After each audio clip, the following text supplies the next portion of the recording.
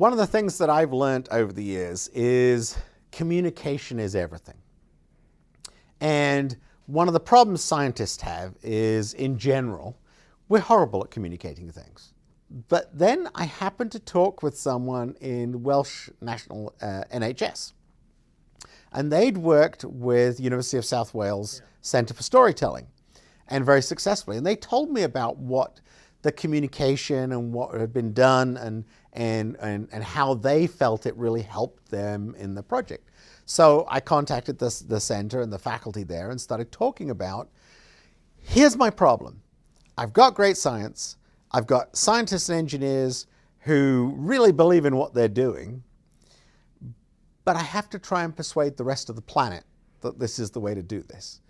But I also, if you've got a solution is no good if no one wants to adopt it. What if you make something that no one actually wants? So, for example, you think the biggest problem is climate change.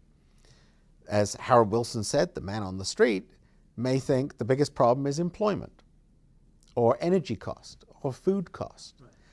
Well, if you can then turn around and say, look, what we're going to do is we're taking CO2 and we're turning into food for your children, or your animals, or your pets, or we're going to turn it into food that will be used to feed agriculture more efficiently and with lower emissions, that will make the cost of the meat that you buy lower. They'll understand that. But we need to know what it is they're concerned about. So, and all of that becomes a story. To me, it's all about not only our story out, but the story in, and us understanding how they relate to each other.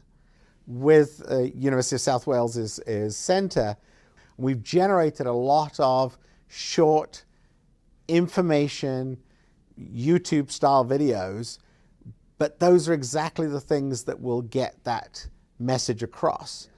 And it's also in a format that will be used for many years to come.